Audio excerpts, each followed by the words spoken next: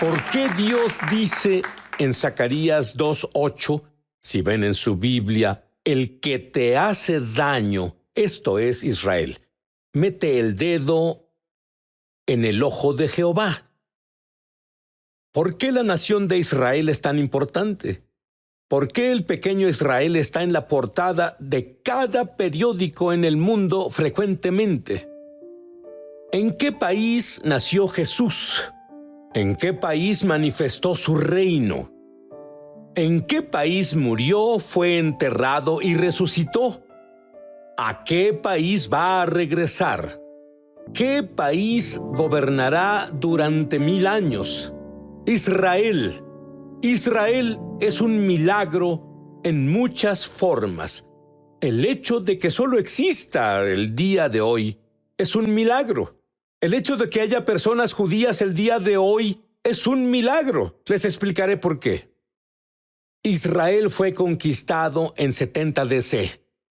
Su templo fue destruido. Los judíos que sobrevivimos a este ataque fuimos dispersados por los 4 extremos de la tierra. Donde fuéramos siempre éramos perseguidos. Todo lo que les estoy diciendo fue anunciado por los profetas judíos en las escrituras judías, con anticipación. No debería existir ningún judío el día de hoy. Ninguno. Pero Dios, Jeremías 31, versículos del 35 al 36, dice: mientras existan el sol, la luna y las estrellas, existirá un judío en la faz de la tierra. Así es que en contra de todo, es uno de los grandes milagros que la tierra ha presenciado y no se han dado cuenta que las personas judías existimos como un pueblo distinto. En Romanos capítulo 11, versículos 28 y 29, desde el punto de vista de la voluntad de Dios, de la creación de su plan, ellos, refiriéndose a los judíos, siguen siendo el pueblo amado y querido por Dios. Por causa de los patriarcas, es por esto que por las promesas a los patriarcas, los dones de Dios y su llamado son irrevocables. Y Él nunca cambia su forma de pensar. A pesar de todas las cosas, el pueblo judío existe como un grupo étnico distinto, pero no solo el pueblo judío, es más que eso. También es la tierra de Israel. ¿Por qué? ¿A quién pertenece la tierra de Israel? ¿Sabían que hay un dueño? No es el pueblo judío. ¿Sabían eso? ¿Sabían que hay un dueño? No son los árabes. ¿Sabían eso? Existe un dueño. Levítico capítulo 25, versículo 23 dice: Dios está hablando, la tierra es mía. Pero entonces, si tienes una propiedad, ¿tienes todo el derecho de alquilarla? ¡Claro que sí!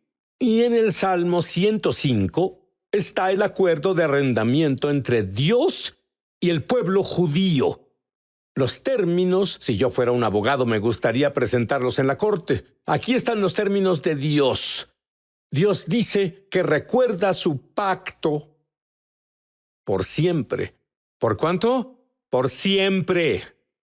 En caso de que no lo entiendan, después dice que esto se lo ordenó a 1000 generaciones. Entonces, ¿qué tenemos? Por siempre.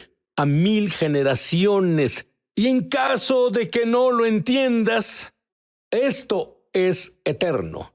No solamente nosotros tenemos un pacto con el mismo Dios, cuyos términos son por siempre, pero también sabemos el tamaño exacto de Israel en un momento en el que el mundo quiere encoger a Israel.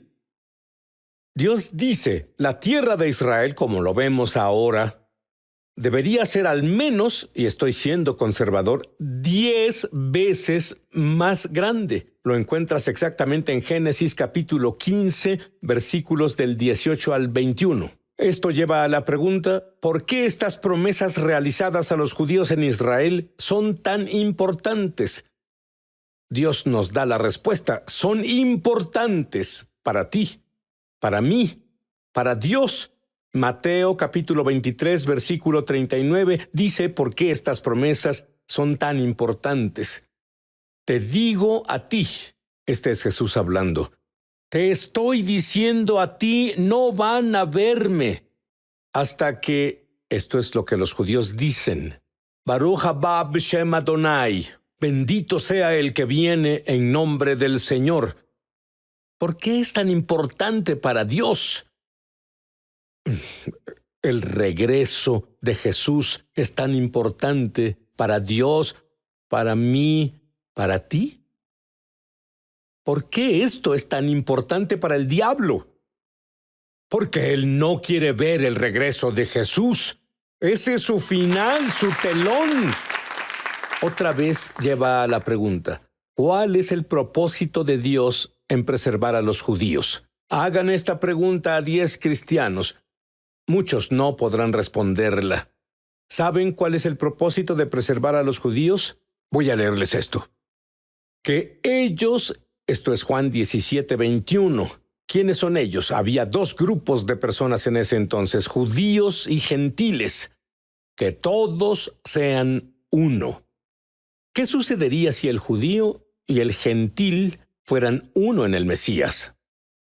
Para que todo el mundo crea. ¿Creen que esto es importante? Que el mundo, en otras palabras, el cuerpo está incompleto sin los creyentes judíos en Jesús. El cuerpo está incompleto sin los creyentes gentiles en Jesús. El cuerpo del Mesías estará incompleto hasta que estos 2 grupos por los que Él murió y ama se conviertan en uno. No solo uno en asociación, sino uno en Él. Y entonces, esta sería la peor pesadilla del diablo. De hecho, no hay otra nación en el mundo a la que Dios haya hecho esta promesa. Voy a leerles esto. En el Salmo 122, versículo 6. Oren por la paz. ¿Conocen la palabra paz en hebreo? Shalom. ¿Conocen cuál es uno de los significados de shalom? Unión. Oren por la unión de Jerusalén. ¿Ustedes saben cuál es la unión de Jerusalén de Israel? Judíos y gentiles, uno en el Mesías. Cuando ustedes oren por la paz, la unión de Jerusalén, el nuevo hombre al que Pablo se refiere en el libro de Efesios, lo conseguirán. Esto es lo que Dios dice. Prosperarán los que amen a Jerusalén. ¿Conocen al gran erudito hebreo llamado Derek Prince, que ahora está en el cielo? Definió la palabra en hebreo, prosperar. Él dijo que la palabra prosperar en hebreo significa paz en el corazón. Paz en el corazón. Entonces, oren por la unión de Jerusalén. Eso les dará paz en el corazón a los que Él ama. ¿Conocen a alguien que necesite paz en el corazón? Ahora, este es un dato bíblico.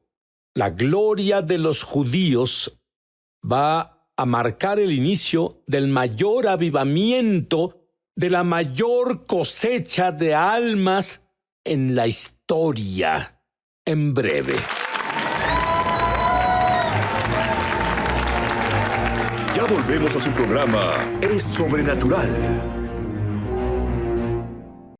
Me emociona al extremo anunciar que lanzamos nuestra escuela de ministerio Es Sobrenatural en español.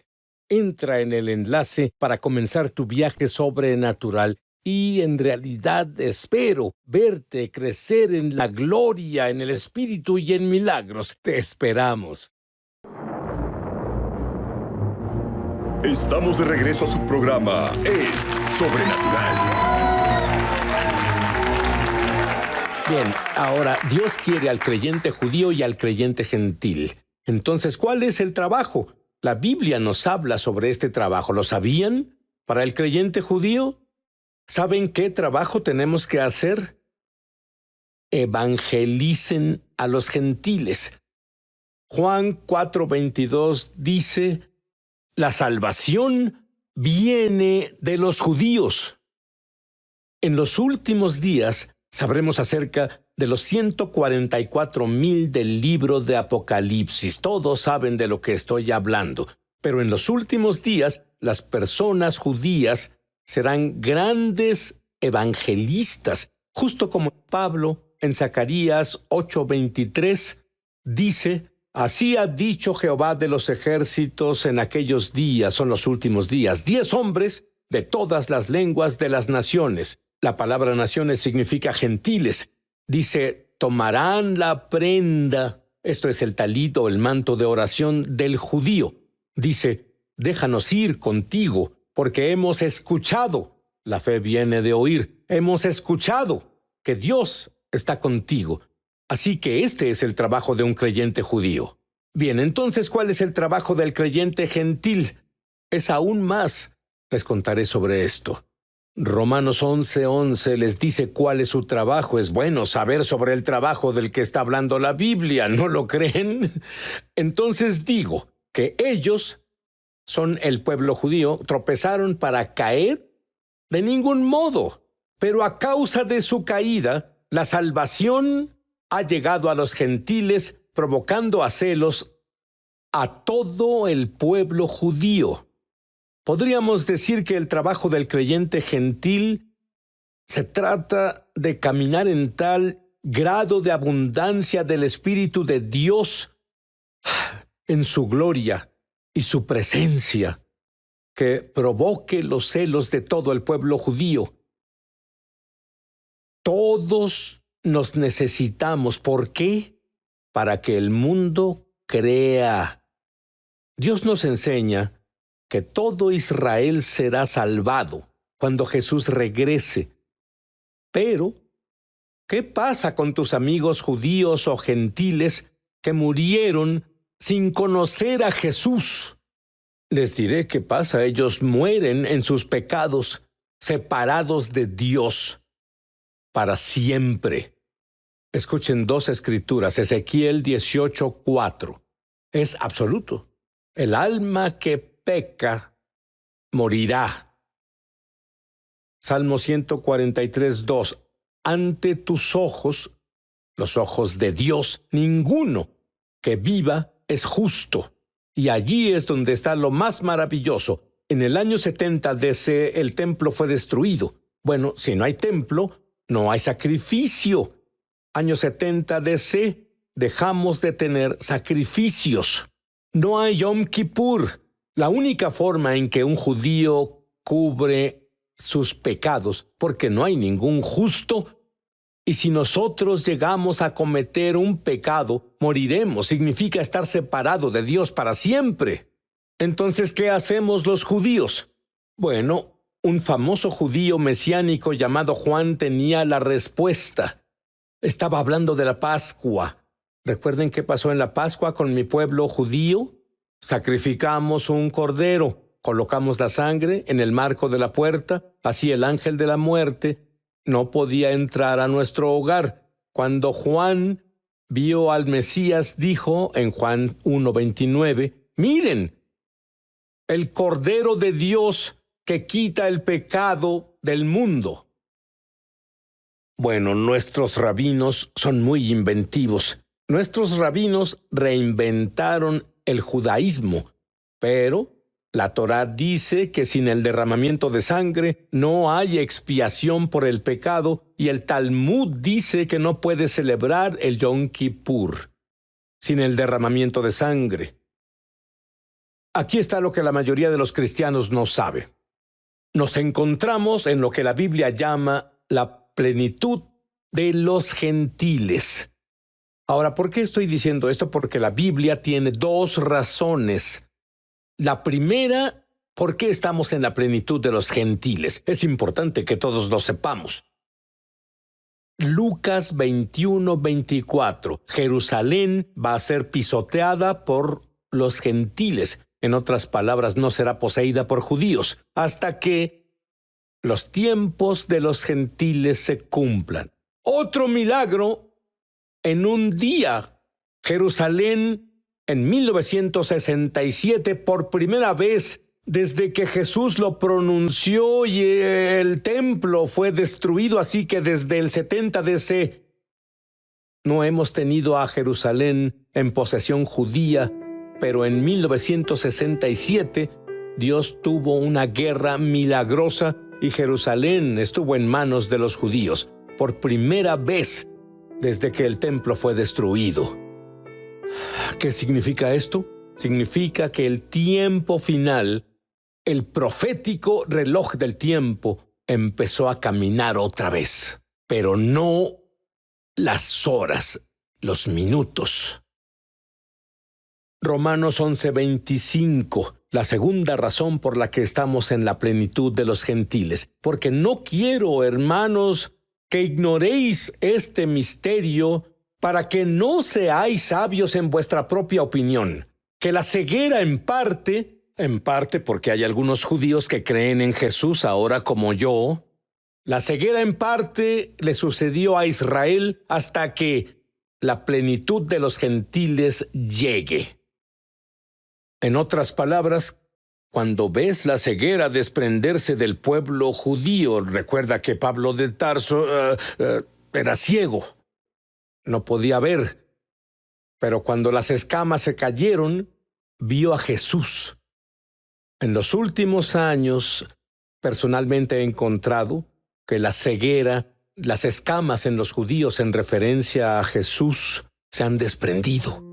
En los últimos años he realizado conferencias acerca de lo sobrenatural en centros de población judía en Ucrania, en Rusia y en Israel. 13,500 personas que son judías han hecho declaraciones de fe en los últimos años, más que nada en Israel. ¿Saben por qué?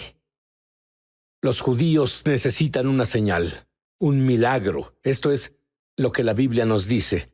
Los judíos necesitan una señal, y cuando la gloria de Dios se presenta, señales y milagros ocurren. La gloria de Dios es lo que hace la diferencia. Esto nos lleva a la pregunta: ¿quién tuvo la gloria primero? Romanos 9:4 responde esto. A los judíos les corresponde la gloria, es la Shekinah. La gloria de Dios que siguió la nube en la columna de fuego, acompañó a los judíos por 40 años en el desierto. Ahora, es el Antiguo Testamento, sí. ¿Qué hay del Nuevo Testamento? ¿Quién recibió primero la gloria en el Nuevo Testamento? ¿Recuerdan el Pentecostés? En realidad es la fiesta judía Shavuot. ¿Quién obtuvo la gloria primero? ¡Los judíos! Ahora quizá puedan entender Marcos capítulo 10, versículo 31. Pero muchos son primeros. ¿Quiénes son los primeros en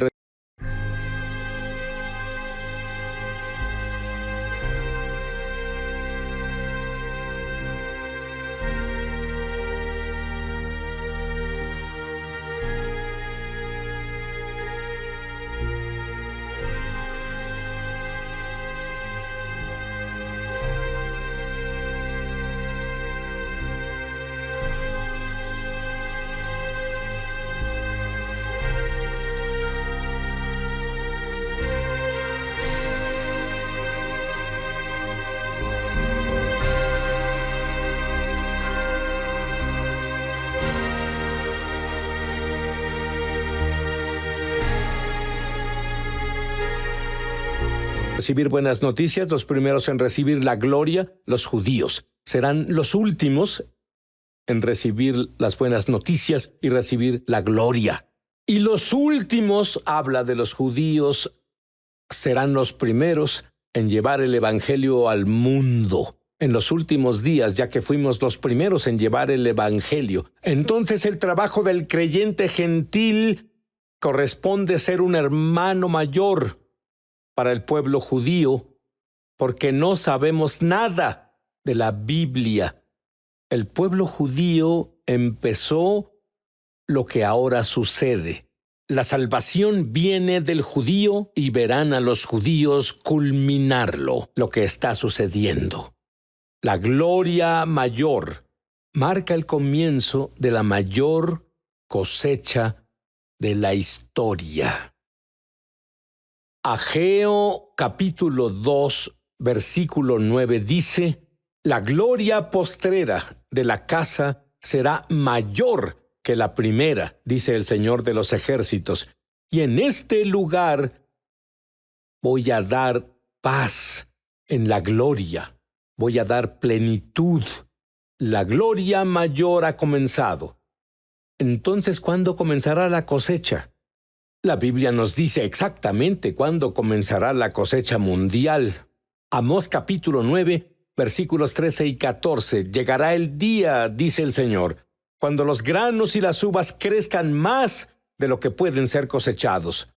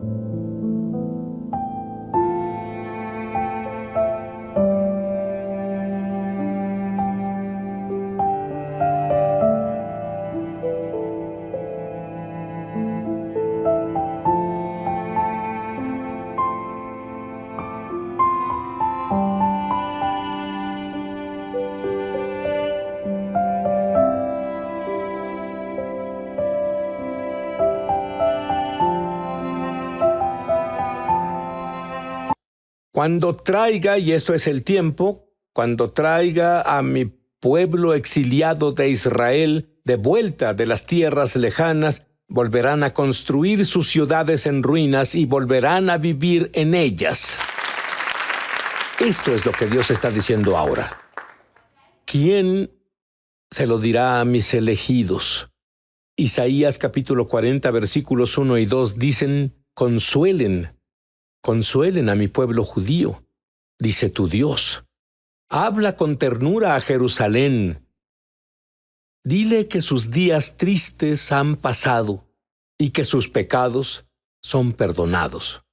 Romanos 10, 14 dice: ¿cómo pues invocarán a aquel en quien no han creído? ¿Y cómo creerán en aquel de quien no han oído? ¿Y cómo oirán sin un predicador? Eres tú. ¿Quién le va a decir a mis elegidos que sus días tristes terminaron?